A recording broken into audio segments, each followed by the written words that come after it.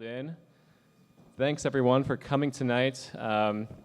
This is the general election edition of Lookout's Candidate Forums, specifically for District 5. I'm Christopher Neely, Lookout's politics and policy correspondent and author of the weekly Into Public Interest newsletter. If you're not, sign up. It's really great. So joining me on stage tonight are two of the most popular, or the two most popular candidates from the March primary, Monica Martinez, directly to my left, and Christopher Bradford. Yeah.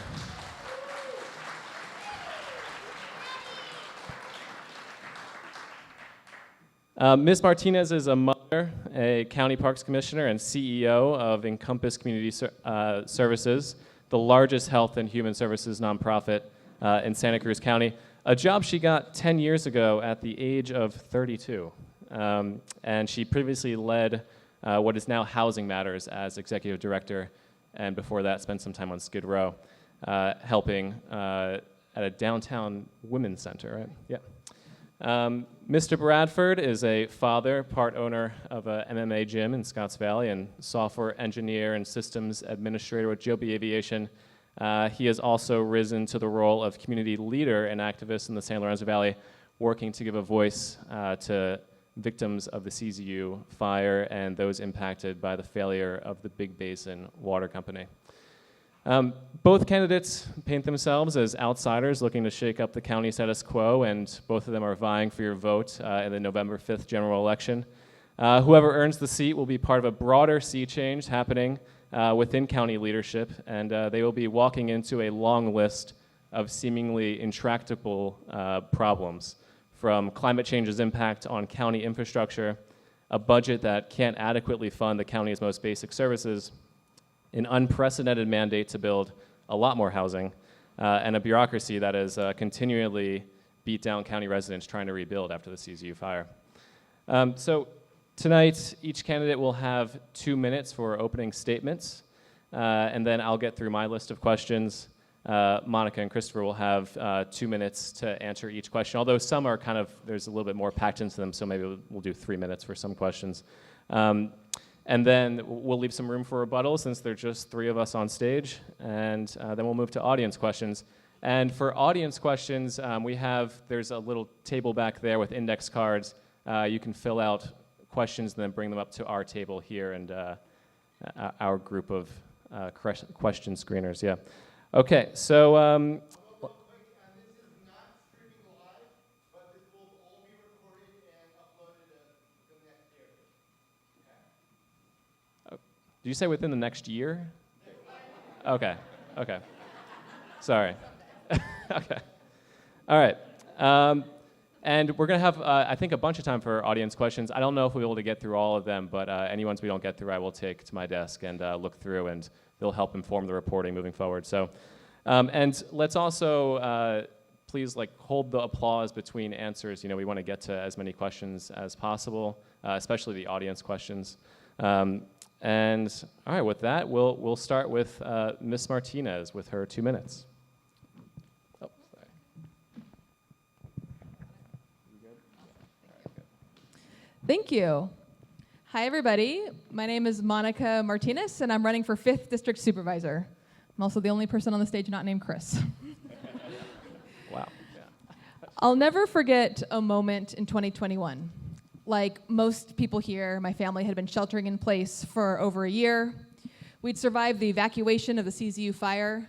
I was working from home, leading a large healthcare organization, while my kids were distance learning, kindergarten and 1st grade. And we were in the middle of a 3-day power outage. I felt exhausted, abandoned, and I knew I needed to step up and do something. You see, I've been a public servant my entire life. It runs in my family. My dad is a retired fire captain, my mom is a retired elementary school teacher, and making a difference was a given in my family. I went to Cal Poly to get a BA in political science and USC to get a master's in public administration.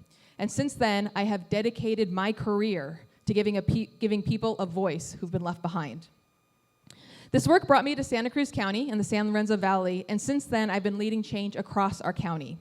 For the last decade, I've been the CEO of Encompass Community Services, our county's largest health and human services organization.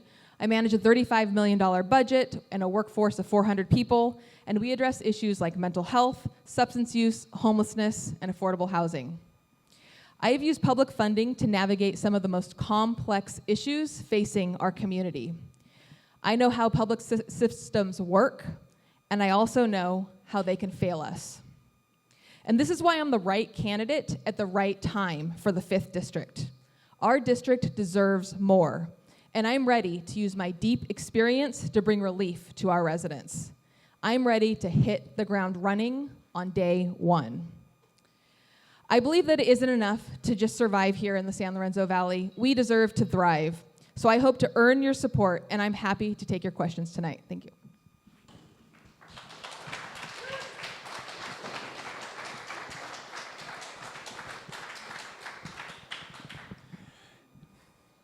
Hello, neighbors. So I'm Christopher Bradford, and I'm running for 5th District Supervisor. And I'm so honored and grateful to be here.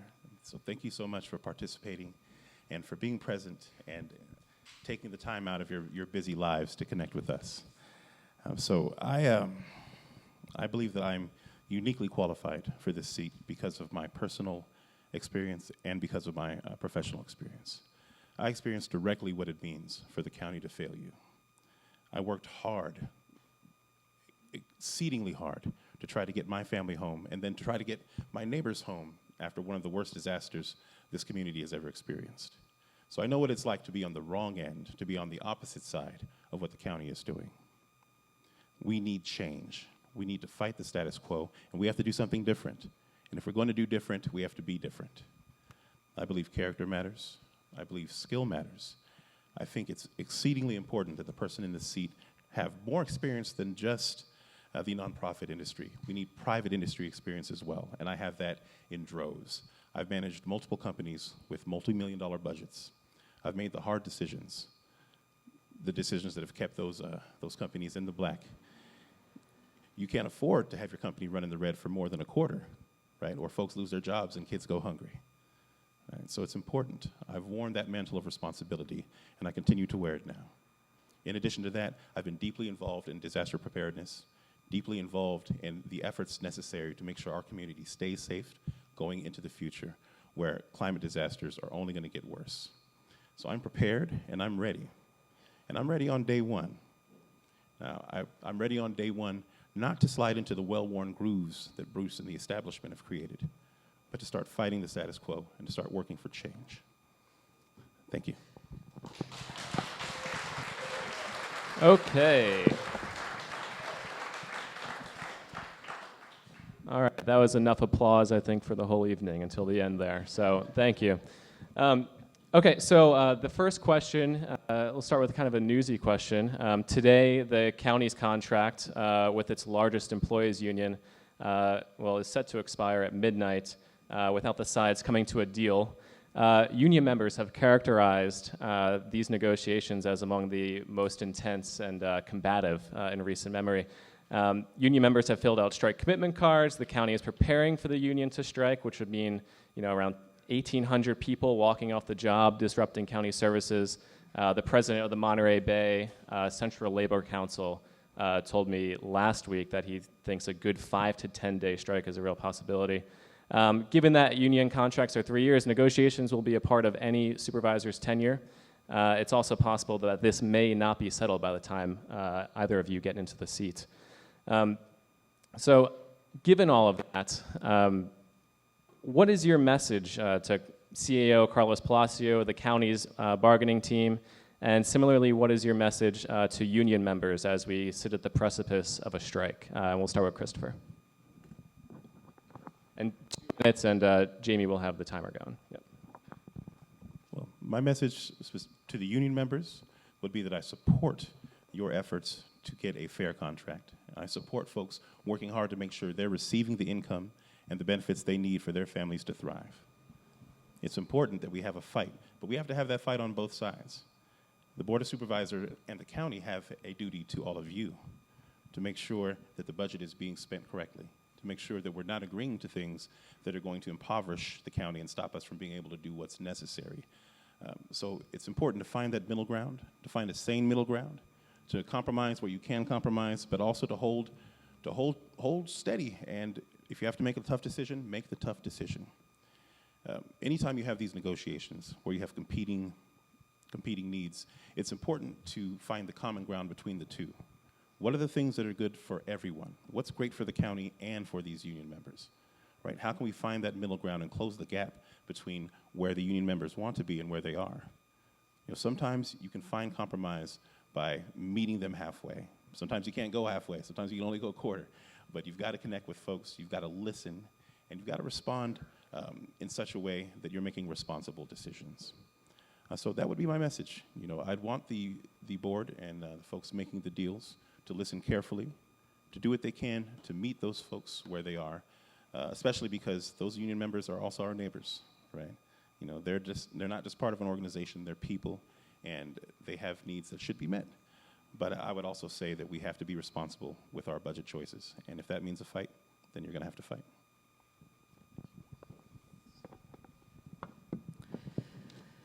Thank you for the timely question.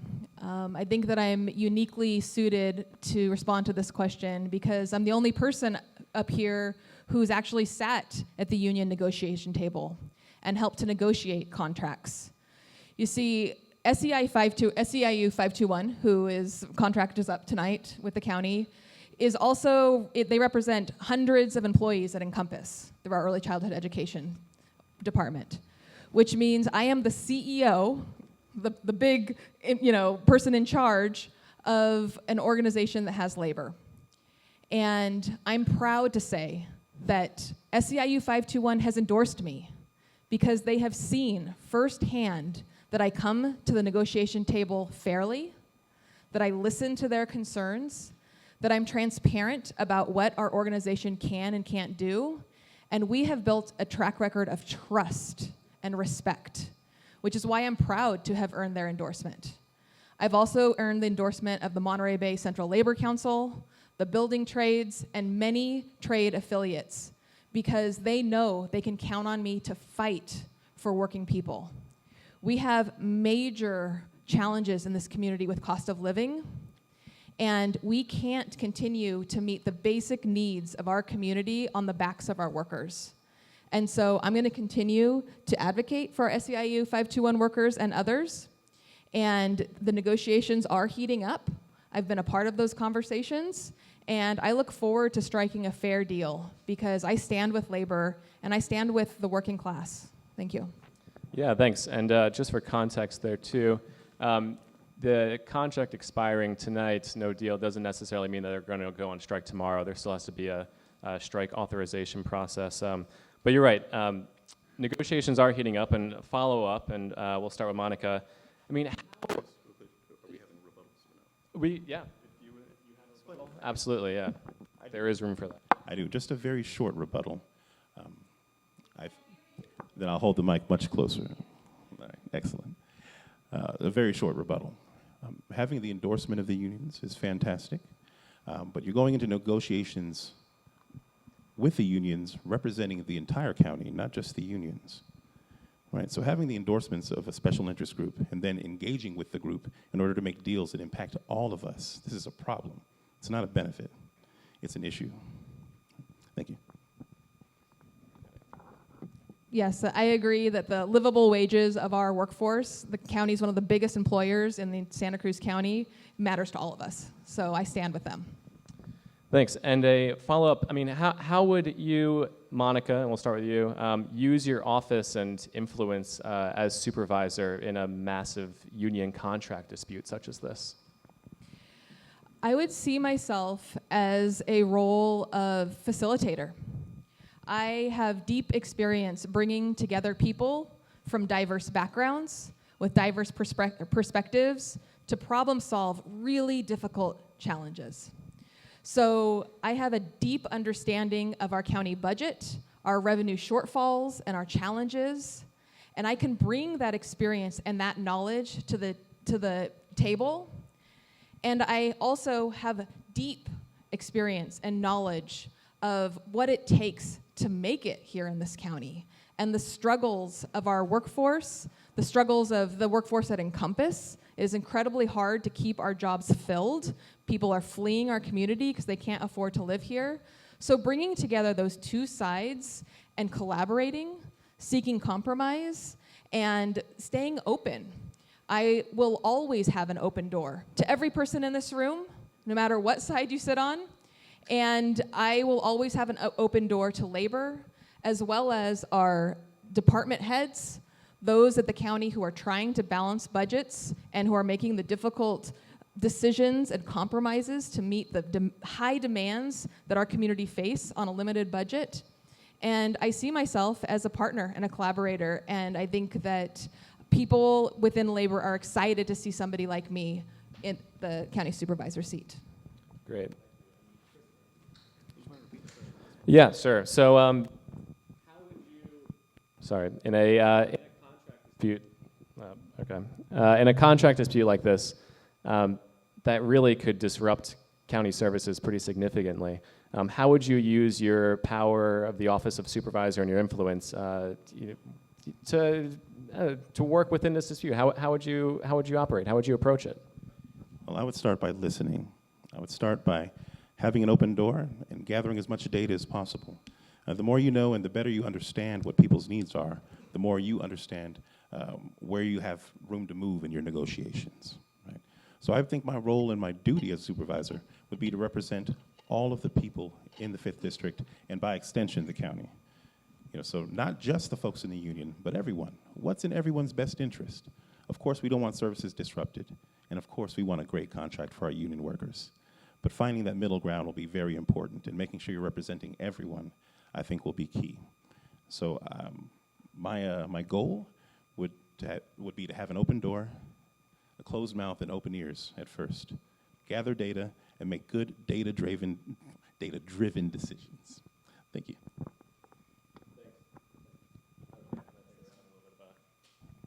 Mic issue here. Okay, and if you guys have a rebuttal, just kind of like wave me down. I think we're going to move as if you don't, but if you have something you want to say, just, tap me or something. Okay.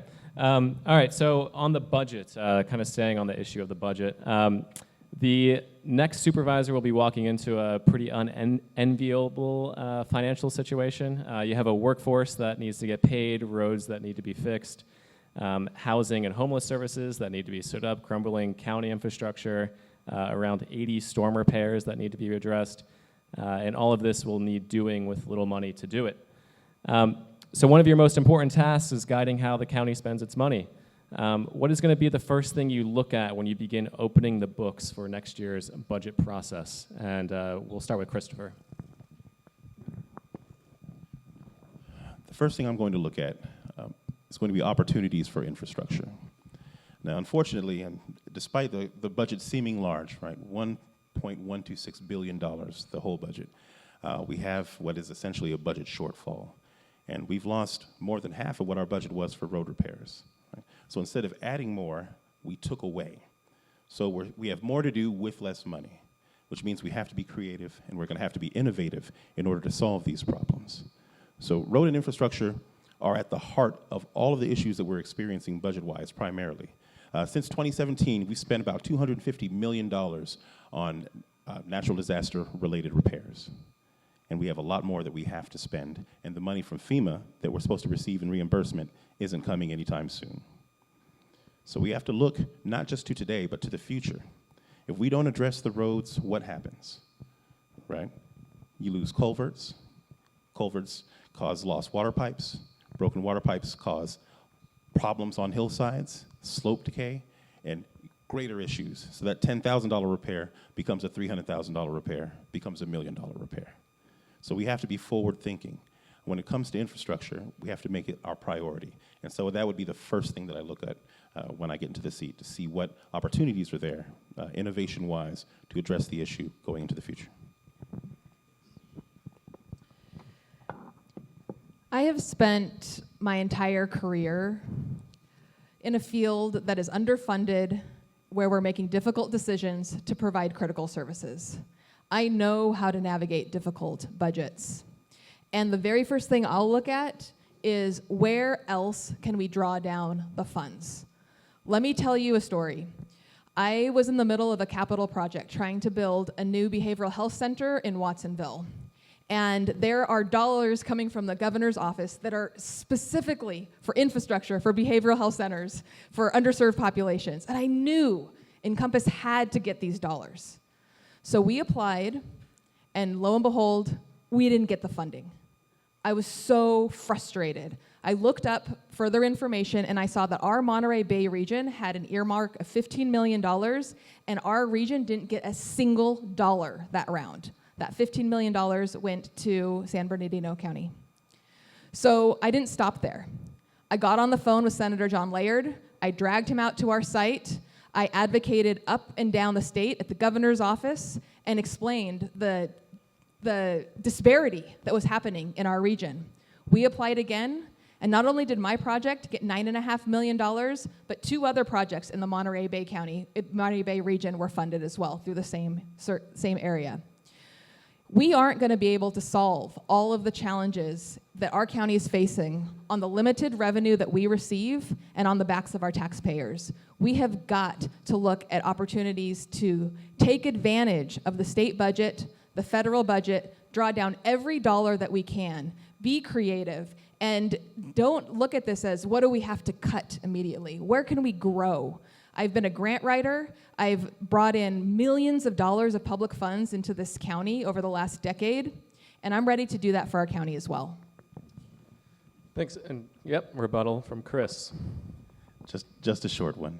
Of course, it's always important when you can, where you can, to increase revenue. The chances of the county leaving a bunch of grant money on the table and having not applied for that seems slim. Just like when we were making our budget at home, right? We can't always control how much we bring in, but we can control what we spend. So it's hard having to tighten the belt and look at it from that direction as well. I agree that you do need to increase your income whenever you can, right? But the tax orange has been squeezed and there's not a lot of juice left. And I know, because I paid them, and it's not pleasant, not at all. But we don't just have an income problem, we also have a spending problem. And we have to be realistic and look at a balanced budget and treat it in the same way we would our budgets at home in many ways. Of course, it's not exactly the same thing, but we have to look at what we can control and move from there. Thank you. So voters across the state of California passed Prop 1 in March. You may remember it was the reallocation of MHSA funding, and it goes to housing bonds. The first bond application is opening right now, and it's for infrastructure, for housing, and for behavioral health projects. And believe it or not, our county is not applying for one project. They don't have a project in the pipeline, despite the desperate need for more mental health and substance use treatment beds. And that's incredibly frustrating. We are leaving billions of dollars on the table from our state budget by not applying for this. So guess who's applying? Encompass is applying. We're going to get those millions of dollars. I wish we were doing it in partnership with the county. And when I'm a supervisor, I'm going to be looking at every one of these opportunities to bring funding into our county, because we can't afford to leave dollars on the table. That's the biggest reform in behavioral health funding in the history of, the last 20 years related to MHSA. And we're going to not apply as a region? I couldn't believe that when I learned that, and Encompass isn't leaving any money on the table, and if I'm supervisor, you better believe we're going to get some of those dollars.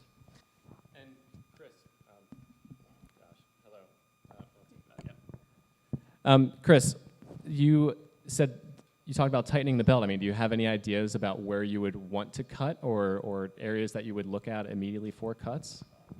Well, I wouldn't be, before closely examining the budget and what we have there, I wouldn't say exactly what we would remove, but I would look at the difference between need and want, and I would try to bolster the things that we need, infrastructure related, and I would take cuts from the things that we would love to have that are a positive benefit, but maybe are not as important as roads and infrastructure. So that's the direction I would treat that, just like any other budget. And sorry, do you have any things that aren't as important as roads and infrastructure? I just want to... Almost everything. Yeah. We have bad roads, people die, right? Our infrastructure continues to crumble. People end up losing access to their homes. The value of their homes disappears, If you can't get safe water, your home could end up red tagged and you can have nothing, right? So when you say roads, you're not just talking about how you get back and forth to work. It's a fundamental part of our infrastructure. So roads and infrastructure should be one word, one statement, as opposed to just roads. Thank you. The county budget is incredibly diverse, and there are so many important departments, including roads. Hopefully you ask a question about roads. I'd love to talk about the importance of roads, but we've got the sheriff's office, we've got probation, we've got planning department and all the improvements that need to be done there. We've got health and human services, behavioral health services, public health. There are so many departments that are critically important. And so I just want to counter the fact that we can't name one critical service. The county's job is to provide critical life-saving services across our county, and many, many departments are doing that, and I'm very proud of them. Many departments are providing important services, but important and critical aren't the same thing.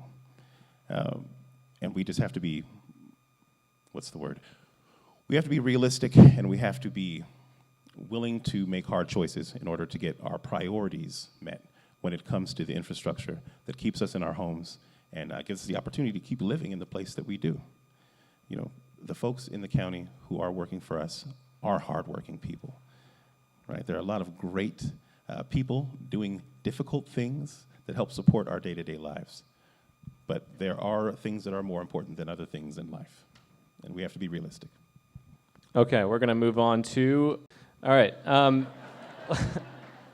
Okay, so District 5 residents know more than anyone about the impact of poor road conditions and how natural disasters and storms have exacerbated those issues. But it's bigger than just District 5. A recent civil grand jury report said 63% of county roads are in poor to failed condition. The county has nearly $1 billion backlog in road and culvert maintenance. And according to the grand jury, that is not an accident. It's actually been a policy of the county over decades to, quote, forego spending money on roads that are in the worst condition and concentrate on pavement preservation on roads that are already in fair to good condition. Many unincorporated roads haven't been resurfaced for decades. So despite all this, the supervisors this year actually approved a budget with a 16% reduction in the road maintenance funds. It seems something needs to fundamentally change around how the county handles roads. It seems like this is a decades-old issue. Monica, we'll start with you. Where has the county failed? How has the county failed? And how, as supervisor, would you begin tackling this issue? We don't have to look far to see how the county has failed. You just have to look at Mount Charlie. And the residents of Mount Charlie who had a massive washout in March of 2020, this year, it was the 2024 storms, and didn't have even a temporary relief until actually probably next month. Yeah. Unbelievable. Completely unacceptable. The problem that I'm seeing is that our county has been focused on emergency repairs so much that they aren't investing in the proactive work that needs to be done to make sure that washouts like Mount Charlie don't happen. And they got caught on their heels with the scale of the Mount Charlie washout, and the earth was moving, and they weren't able to come in and fix it. Now, I'm really pleased that the 5th District allocation of Measure D funds, that's a voter-passed initiative from 2017, 100% of 2024 funds will go to this temporary fix at Mount Charlie. I was actually up there this weekend. It looks way more than temporary. It's a real solid road they're putting together, and I'm happy to see that. And I think that was the right decision. And I, as supervisor, will start demanding that we go back to a balance of the proactive repair and the emergency fixes that need to happen. Because if we keep deferring maintenance, we're going to have more and more Mount Charlies, and it's going to impact all of us. I think the first thing the county did incorrect here is that they didn't listen. I spent a lot of time with the folks in the Mount Charlie area. I saw that road in various states of disrepair. And it only got worse and worse and worse by being ignored. Now, the county didn't listen to those folks when they said they needed help. One of the residents, their child had a health emergency, and the time it took to get an ambulance up there and to get them off of the mountain was unconscionable, right? That's a real problem. And if the county, the representatives of the county, right, the supervisor, the folks on the board had listened and been aware, they would have seen the result. They would have seen directly what happens if you have the policy that they're applying to roads in real life. So I would first change things by listening, by being present, by making decisions that make sense.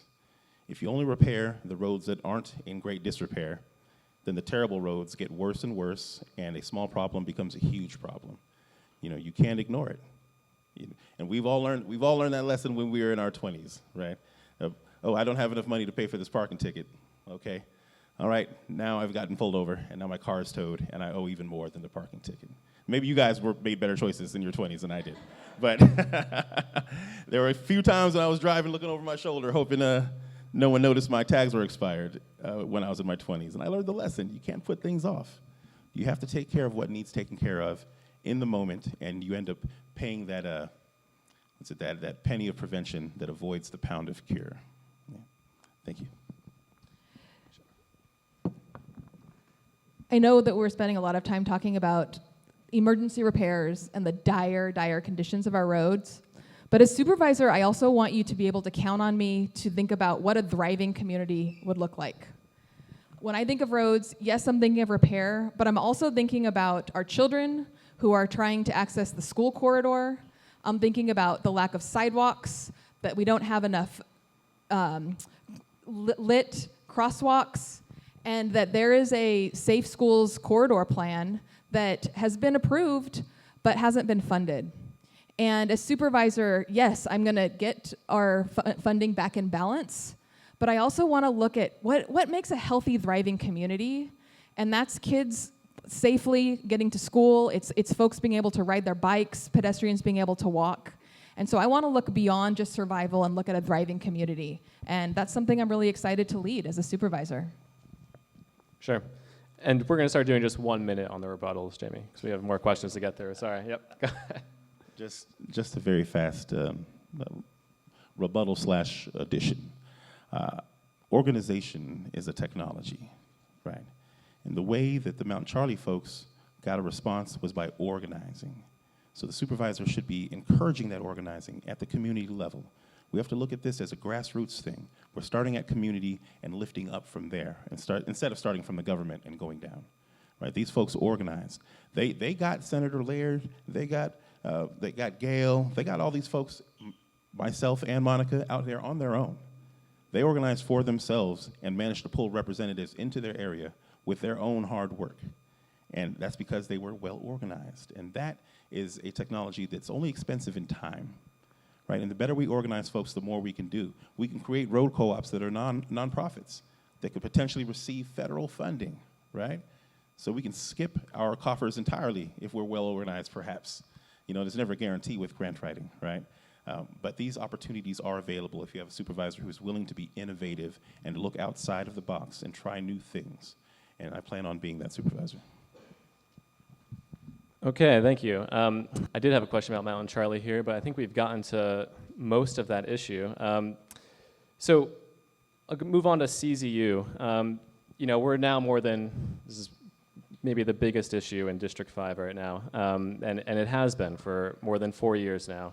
We're more than 4 years out from the CZU wildfire. Similarly, a recent civil grand jury investigation found only 1/3 of the homes lost are in the process of being rebuilt. Many people have given up hope entirely on rebuilding and have even left the area. The county's refrain through all this has mostly been, we're working our butts off, but state regulation and insurers bailing en masse from California has made it really difficult. We'll start with you, Monica. How much blame do you place on the county and the supervisors for where we sit today with the CZU rebuild, and how will you be different? Let me start off by saying, as I've said many times, that the current response is completely unacceptable. It was a failure. And, this isn't something that just matters to people who lost their homes. This matters to all of us, because when the next disaster strikes, it could be any of us, and we have to see improvement. So if I was elected, the very first thing I want to start doing is demanding accountability from the CAO's office, that's the Chief Administrative Officer, the planning department, and I need to see the data. I want a report on every single parcel that was burned. I want to know where they at in the rebuilding process. I want to know if the parcel's been sold. I want to know if the person left the community, because then we can be accountable to every single parcel, and we can know what happened, what went wrong. Because like I said, it's going to impact all of us. I also, if elected, want to hold regular office hours. Because one thing that I hear when I talk to county leadership is all the things that they've done right, but then I hear from people who are struggling with the rebuilding process, and it's not matching. So I want to bring folks together and say, hey, you know, I'm hearing this. This isn't the experience of our residents. And I want to demand accountability again. And finally, we're 4 years in, and we haven't done what's called an after-action report or an investigation into the recovery process. We haven't taken lessons learned. We haven't asked our departments what they will do differently next time. And as a supervisor of 5th District, I feel like it would be my mandate to make sure that this doesn't happen to us again. I take it very seriously. Thanks. And Chris? Mind repeating the questions? Yeah, sure. How much blame do you place on the county and the supervisors for where we sit today with the CZU rebuild, and how will you be different? I place a large measure of the blame on the county itself for what occurred to us. One thing I would start doing different immediately is I wouldn't lie to my constituents and say that we're going to treat them like new builds, or not treat them like new builds and then treat them like new builds. A lot of the issues that folks rebuilding, my brothers and sisters who are trying to get home have encountered, is trying to meet new regulations, rebuilding their older homes.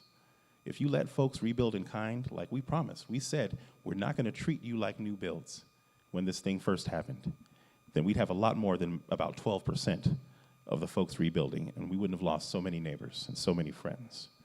There's so many folks who are destitute now because of this terrible decision. People on fixed incomes. I've got older friends who are long retired, who are living on trailers on their land and who are likely to never get out of that trailer if something drastic doesn't happen, and that's not acceptable. It incenses me because it didn't have to be this way. Right? We didn't have to move forward in this direction. We had discretion. In disaster zones, the county itself has discretion on permitting and how that works. So they could have let people rebuild what they had, and instead they insisted on doing otherwise. So as your supervisor, what I'll do is what's correct, and I'll do what's correct even when no one is looking. Right? I'll make sure that people get home, and I'll do what I can to make sure we have good data, we can make good decisions, and make sure we don't encounter this same thing ever again. That's all. Thanks.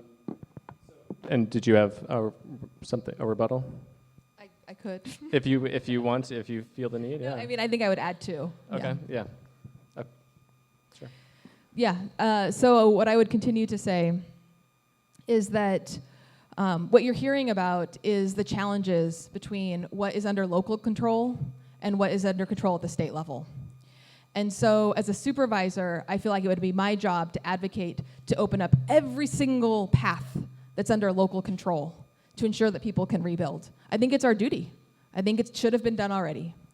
And where there are barriers at the state level, I'm not going to ask our county to break state law, but I am going to use my relationships with our state representatives to advocate and to explain why this law isn't working for our residents so that they can help us to open up the zoning requirements and the regulations so people can get home. Yeah. Okay. And you both kind of lightly touched on this, but you know, in a previous forum, you said that thank you. You both said not every structure will be rebuilt. It can't be done now. So what will success look like to you while you're in office, and what, if any, metric can you commit to achieving by the end of your first term? And we'll start with Chris. Well, it's difficult to commit to something without having data, of course. So what we need to do is we need to have a study and gather real information about where people stand in their rebuilds. We need to see what the barriers are, and if any of those barriers are county related, if someone is being asked to pay $10,000, $12,000 for a permit, we need to waive that. Okay, people rebuilding from a disaster shouldn't be a profit center. And everyone, well, the vast majority of people already paid for a permit. They got a permit on the house that burned down. So why are we trying to get more money out of these folks instead of rebuilding the tax base, which is smart, right, and getting folks home? Pardon, can you tell me the question again? I lost right there. Yes. I'm excited. Well, you said you can't really commit to anything without having data, but I mean, what will success look like to you if it's not rebuilding every structure in the CZU burn scar? Okay, right And on. we'll give you a minute. So success to me looks like rebuilding every structure that we reasonably can, getting the county out of the way. There are going to be some folks who've spent so much of their insurance money at this point that they won't be able to go home, right? You only get the coverage for your rent for so long. We're 4 years deep into this thing. Most folks have exhausted that, and I don't know anyone who can pay rent and mortgage at the same time. That mortgage doesn't go away because your house burned down. We were paying that mortgage every month while we were living in tents, right? So I understand deeply where these folks are. I'm one of them. So success for me would look like us getting the county out of the way and getting every single person home that can be gotten home. And if they can't be gotten home, we got to see what we can do for them too. All right, that's all. Thanks. So success for me would be having a dashboard where we know exactly where every person stands, what the barriers are, and a plan to remove the barriers.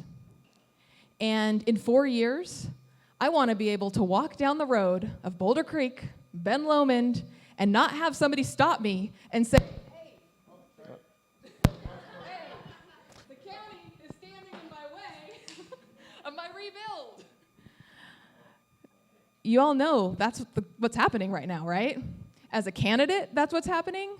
As a neighbor, I'm frustrated for the people I know who are struggling to rebuild.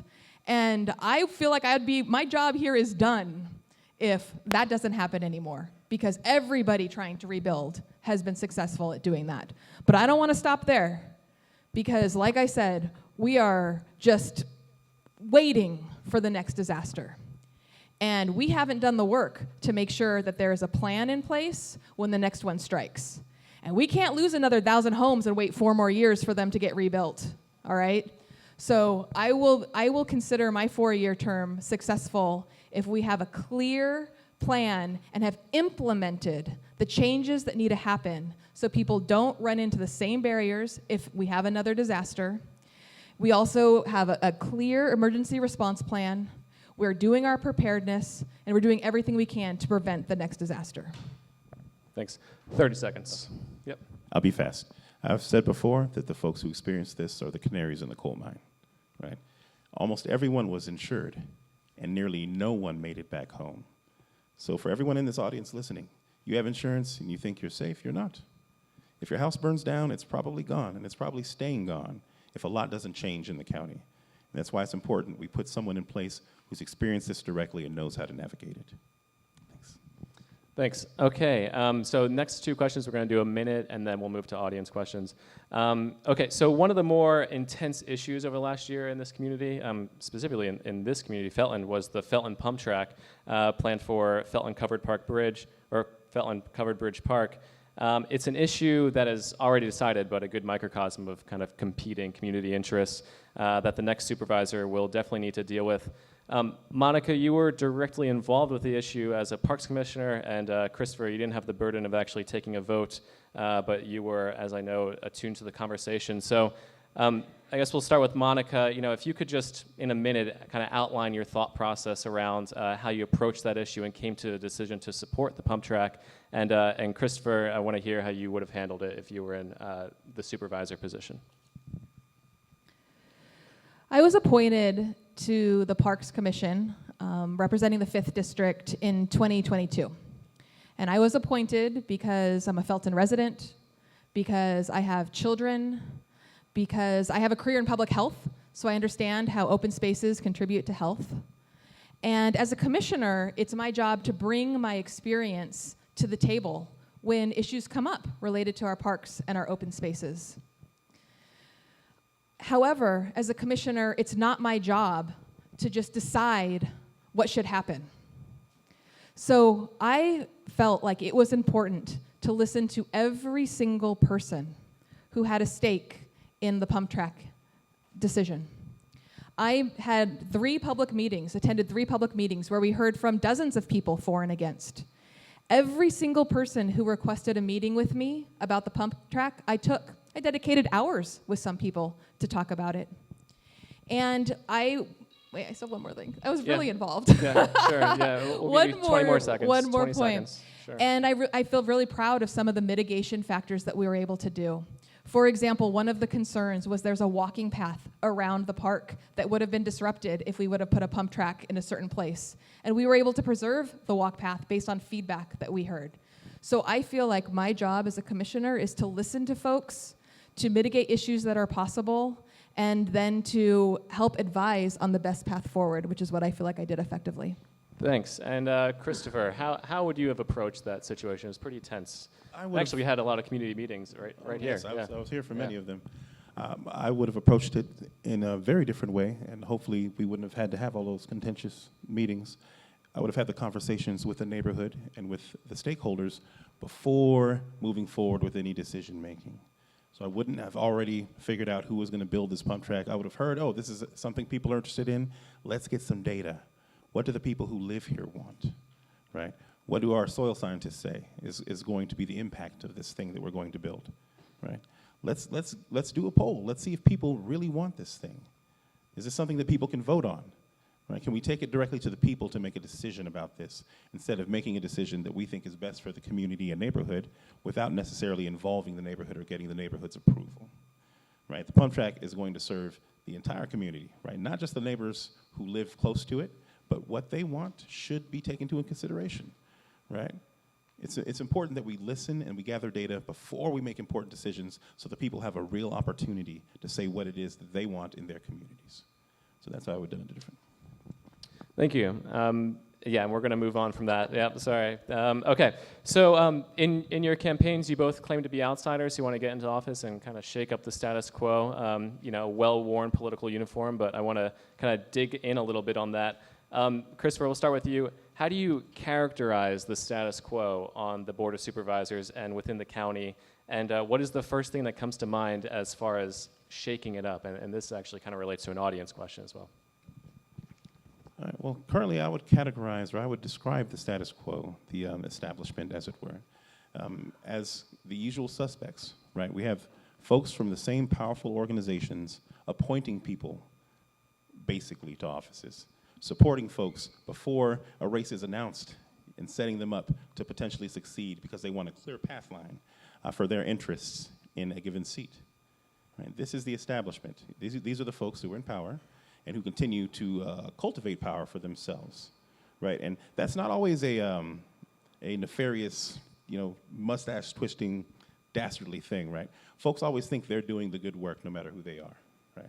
But when a lot of the community ends up cut out of decision-making, cut out of opportunity when it comes to representation, then we know we have an issue. When the establishment itself pushes back on necessary change because it doesn't fit their fundamental beliefs, building is the primary issue, I would say, to look at that, right? You look at our planning department, you look at how little we've built over 30 years. That is a function of the establishment, right? We have a planning department that was encouraged to say no instead of yes, to start with a no, because certain folks in the establishment thought that building up here was bad for the community. We didn't want to become a bedroom community for San Jose. And now the joke is, if you're not an engineer from San Jose, I don't know how you afford to buy a house, up here in our area, right? It didn't work. But we're all left carrying the bag. We're all left paying the price for the decision the establishment made. But because the establishment is powerful, we haven't been able to get in there and turn this thing around, right? It takes a lot of luck, and it takes a lot of grassroots support to push back against the giant Sisyphean boulder that is the establishment and the things that the establishment wants to accomplish. And I've been blessed to have that kind of grassroots support. And because we are experiencing things right now directly, and we have a voice that's much louder now because of things like CZU, people are aware of what the establishment is doing and are standing up and pushing back. And I'm part of that. Thank you. And yeah, sure. You both kind of painted yourselves as, outsiders wanting to shake up the status quo on the Board of Supervisors. But how exactly would you characterize the status quo on the Board of Supervisors and within the county, and how exactly would you approach shaking it up? I've heard loud and clear that the 5th District wants change, and they don't want the status quo.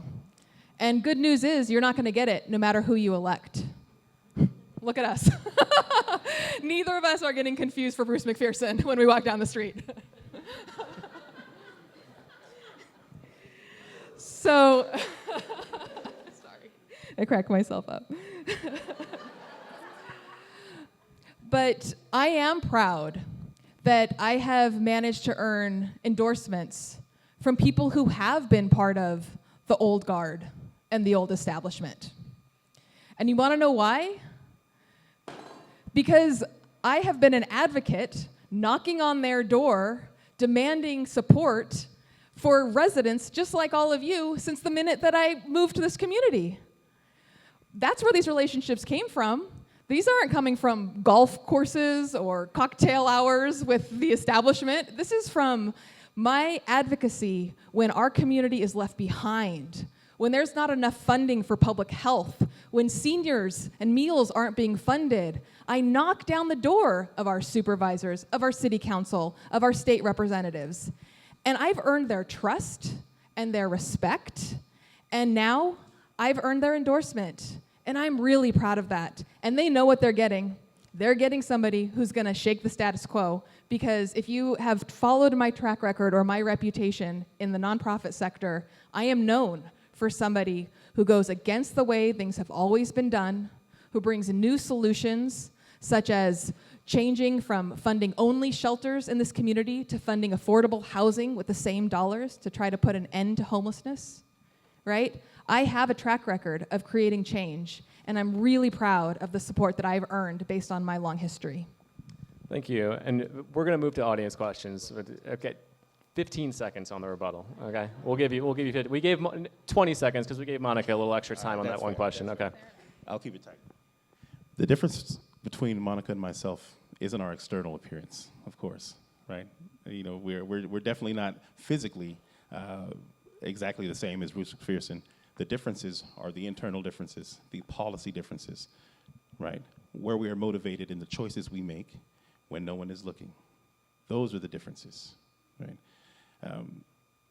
Monica has a lot of great support from powerful organizations, and that is a good thing, but we have to remember that with support come hooks, right? Backs are going to want scratching. The people supporting me are the people on the ground in this room, right? The people who are doing the work out there. Not the big organizations, the people. And those are the backs I'm going to scratch. Thank you. Okay, we're going to move to audience questions. Okay, this first one kind of has to do with relatability to the electorate. As folks who both make well over $150,000 a year, how do you plan on refamiliarizing yourself with the struggles of the Santa Cruz working class? We'll start with Christopher. Let me tell you, $150,000 a year isn't what it used to be, okay? If you have successfully rebuilt a home here, if you have some children, $150,000 a year isn't, it doesn't guarantee you access to the middle class anymore, right?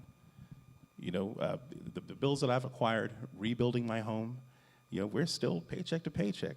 And this is a person running a business, working full-time as an engineer, and I still have to make decisions each paycheck about what we're going to do and what we're not going to do, So I don't have to, there's no big stretches about how I'm going to imagine what it's like, at the dinner table for working families. I'm from a working family. We have the grand total of 6 children, and it's a lot of kids. And we have a very expensive area, and we've had to suffer a huge amount of expense because of the choices the county made during our rebuild. The county's decisions cost me an extra $300,000 to rebuild my home, right? And that's money that has to be paid back. It wasn't money that was gifted to us, So I'm one of you. I don't have to stretch to imagine what it's like to be working poor, working class. That's me. I'm part of that experience. And so I know how important it is to reduce the temperature right now. Cost of living is a huge issue, and it's one of the primary issues that people communicated was something they wanted to address the last time we did a real survey about what folks in the 5th District wanted. And I understand that. Grocery costs, out of control, childcare costs, all these things need to be dealt with. And there are some areas where the supervisor can use their influence, the technology of organization, to bring that temperature down for people. And I think it's important, and I know how important it is because I'm experiencing the same thing that you guys are, right? I'm working hard every day. There's not a day that goes by that I don't work for my family, right? It should be easier than this, and it's not. So what are we gonna do? We're gonna make some change. We're not gonna make change by doing the same thing we've done, right? We gotta try something new.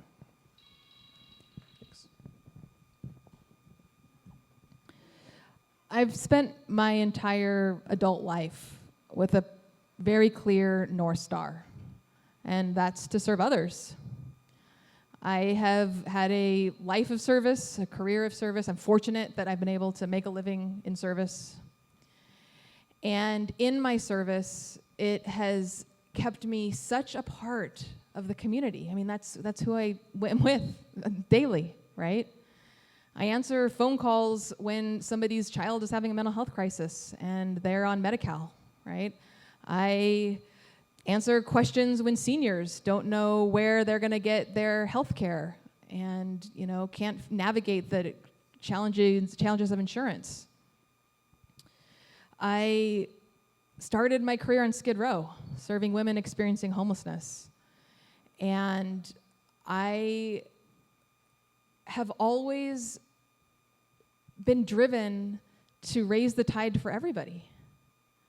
That I don't see this world of haves and have-nots. Actually, I see a lot of haves out there, and it really frustrates me out of the high-level picture. But I'm trying to bring everybody, all boats to rise, bring everybody up.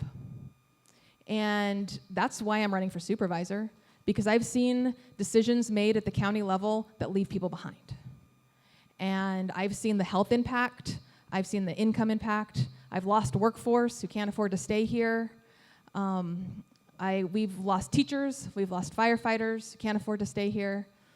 And it's not a stretch for me to ask me how am I going to govern thinking about our community and the people in need, because that's been my North Star my entire career, and that's what I'll continue to do. I'm about raising all boats.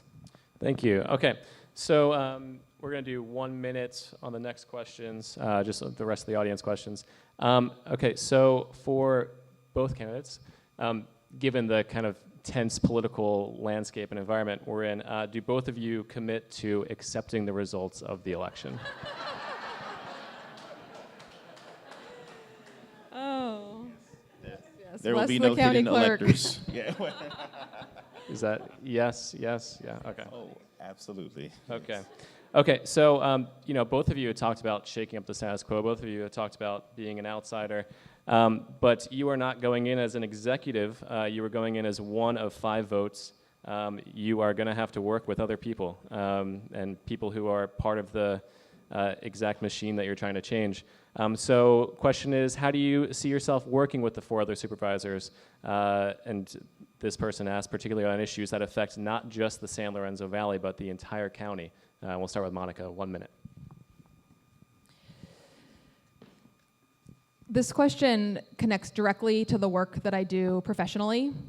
At Encompass, I am the biggest contractor for the county right now, and so I rely on majority votes to pass the contracts that I use to serve people with mental health challenges or substance use disorders.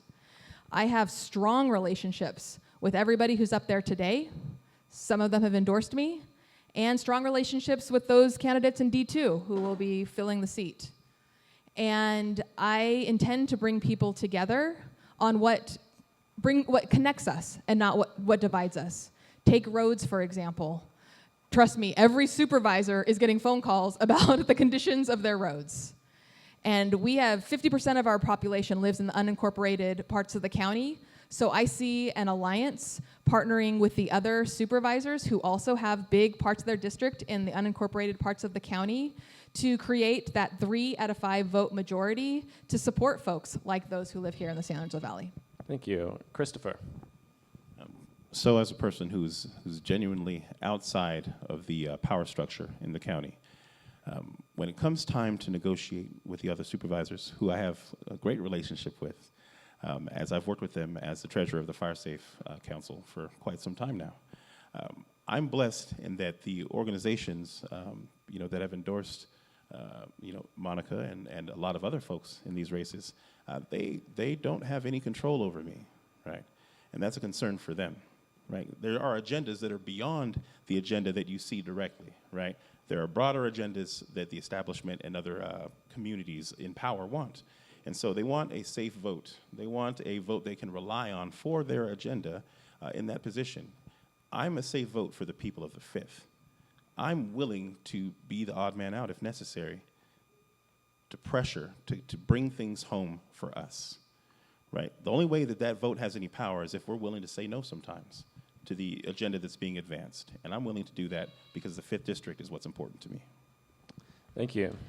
It worries me to have a supervisor who's ready to be the odd man out. If this district wants anything done, we're going to have to collaborate, we're going to have to work together, and we're going to have to get 3 votes. So we have got to figure out how to compromise and how to put your needs first in a way that looks at the macro, the full county, and what's urgent here. You can't get anything done if you're proud of being the odd man out. And Christopher? And responding, you're not going to be able to do what's best for the people of the 5th if you're always going along to get along, because you owe people, period. All right, we're going to hold the applause. We're almost done here. You guys can let it all out at the end. Monica, and this is also, if you could clarify, Christopher, this person asked, Monica, Christopher said his top priority is roads. Is that true? Your top priority is roads? Infrastructure, but roads are an important part of that. What is your top priority? Disaster recovery, disaster preparedness, and disaster prevention. Thank you. Okay, this person wants to know, would you clarify what formal credentials and education you have? How does that qualify you for this job? And we'll start with Christopher. All right, so my formal education is informal. I've got a religious degree, a Bachelor of Metaphysics from UMS. I've graduated from numerous software engineering and coding boot camps. I think the education that's most important for me that matters is the one I received working as a general manager and working as a business owner prior to my running for office. My formal education was important, certainly. I learned a lot while I was in school, and I went to quite a few schools. But the lessons I learned that were most important were practical lessons that I learned trying to run a business and working with people. I have my bachelor's degree in political science from Cal Poly. I have a master's degree in public administration from USC. And I've been a public servant my entire career, vastly spent managing public funds and public services. Okay, thank you, and good to hear no rebuttals on that. Let me see your transcripts, Mom. Okay, so this person wants to know what can be done about home fire insurance rates and policy requirements, and we'll start with Christopher. Okay, so there's a lot being done right now. Currently, California's insurance initiative is working at putting pressure on insurers to make some concessions in exchange for a thing they find extremely positive. So right now, they want to increase by 5% the amount of people who are insured in high-risk areas by insurers, or to have them insure up to 85% of what their broader market share is in high-risk areas as well. But they're trying to leverage this by conceding to the insurers the ability to use a disaster model in order to plan how they're going to bill us, to do rate planning. So it's complicated, these negotiations that are happening right now. These models allow them to predict in the future where the most high-risk and dangerous places are going to be. Right? And this is a problem for us, because if we don't have access to the model, and if the person in this seat doesn't understand how models and machine learning and artificial intelligence work, they won't know how to ask the right questions about weights in the model that make a difference in how much we have to pay. Right? So there are solutions going forward, but we need someone in the seat who understands what's happening. Thank you. Monica. All right, this is a hugely important question because it impacts all of us. Raise your hand if you've lost your homeowner's insurance. Raise your hand if you're afraid you might open to the mailbox. right?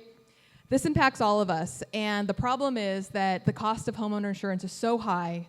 The fair plan, I like to call it the unfair plan because it's so expensive, and it's a supervisor's job to do everything we can in our control to address this issue.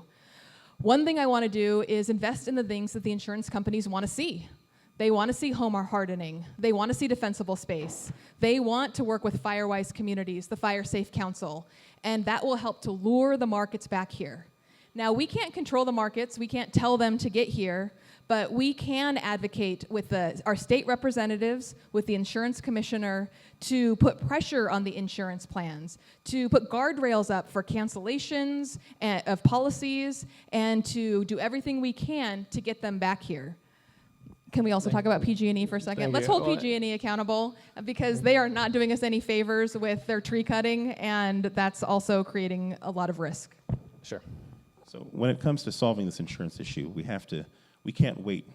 And I haven't waited until I'm in office to work on this. I've been working with Commissioner Lara about a potential public insurance option, something that hadn't been considered before. We have to have innovative solutions to this insurance issue. Now, hardening our homes is going to make a difference, but there are folks who've done all the right things and still been dropped. Right? That's not going to be enough. And let me tell you, I'm the treasurer of the Fire Safe Council. I'm deeply aware of what's happening here. I'm actively on the ground working with folks, working with programs to help folks reduce the amount of fissible material on their property, right? We're still getting dropped, so we have to be more aggressive in our advocacy, and we're going to have innovative solutions to solve this. Okay, what is your stance on Measure Q? And I think whoever wrote this is the wildfire prevention or wildlife protection. It's the parcel tax to fund wildlife and environmental protection. Monica. Yeah, so Measure Q is a parcel tax that will be on your ballot in November that is carved out for a number of different uses that focus on climate change and wildfire prevention and a bunch of other things, water, and it'll make some money available to our community. And on the surface, it's going to address things that need to happen, right? The climate change is a public safety issue, and we need new dollars to address this. But I'll be the first to say that the folks who organized this measure really dropped the ball when it came to working with our fire districts. The opposition for this measure comes from our fire district chiefs because they weren't consulted. And had they come to the fire chiefs early, they could have addressed that issue and there wouldn't be that opposition. And our fire districts could have had a carve out of those funds. So I'm pretty disappointed to see that. I do know that the fire districts can apply for the funds, and I hope that the county does whatever they can to support the districts in applying for those funds if the measure is passed. And is that your stance on it? Is you're for or against it? How will you vote on it?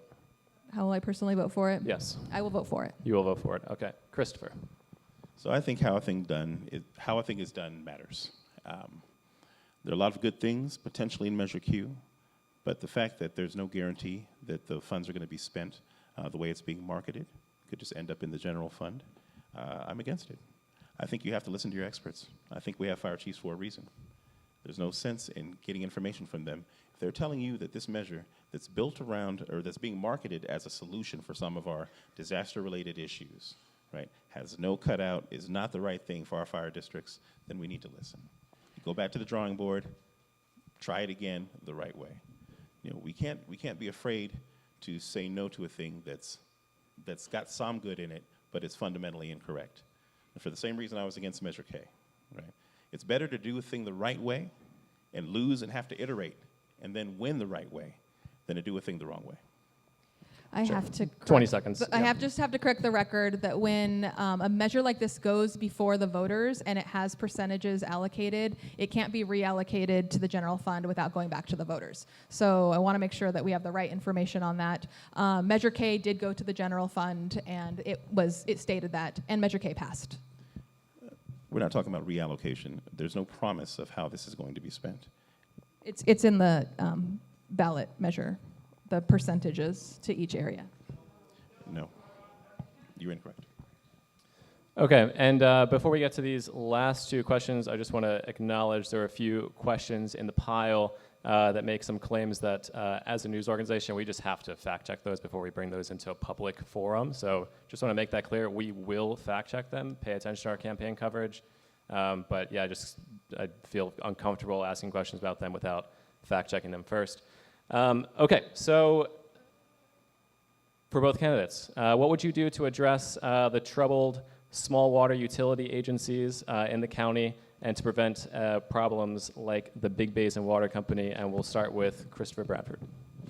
Well, a lot of the reason why we ended up where we are with Big Basin Water is that there was a lack of accountability for a very long time. The county did not meet its required observational goals. The water board let them get by being moderately fined over and over without the appropriate licensing, without the appropriate repairs being done, without the right insurance, right? So when the fire came through and Big Basin Water lost a lot of their infrastructure, for some of that infrastructure, there was no insurance to repair it. And that's directly related to them being properly regulated. So I think it's important for these small organizations, one, that we support them the best we can, that we be deeply involved in what's happening in their operations as much as we can, but also we have accountability for the things that matter. The folks are properly licensed, properly insured, so that when disasters happen, they can recover, and we don't have folks like myself, while I was trying to rebuild with my family, wondering if there's going to be a water company at all. And right now, I'm out of time. Thank you. Monica. I believe that access to safe, clean, and reliable drinking water is a human right. I believe that living here in the United States, we have that luxury and that privilege, and that we need to ensure that our residents have access to that. Now, our local water district experienced a lot of damage during the CZU fire, and they have an uphill battle to shore up their revenues. And the county can't come in and pay for everything, right? They're a separate district. There are guardrails there. However, we depend on the water district, the SLV water district, for all of our residents. And so we need to support them, whether it's with technical assistance, and help them so they can be a part of the overall solution. They have an important seat on the Santa Margarita Groundwater Board. We need to make sure they have a strong voice. And they will ultimately be the solution to the Big Basin water challenges, I believe. And so we need to support these mergers because it's unacceptable for any of our residents to not have access to clean, reliable, safe drinking water. Thank you.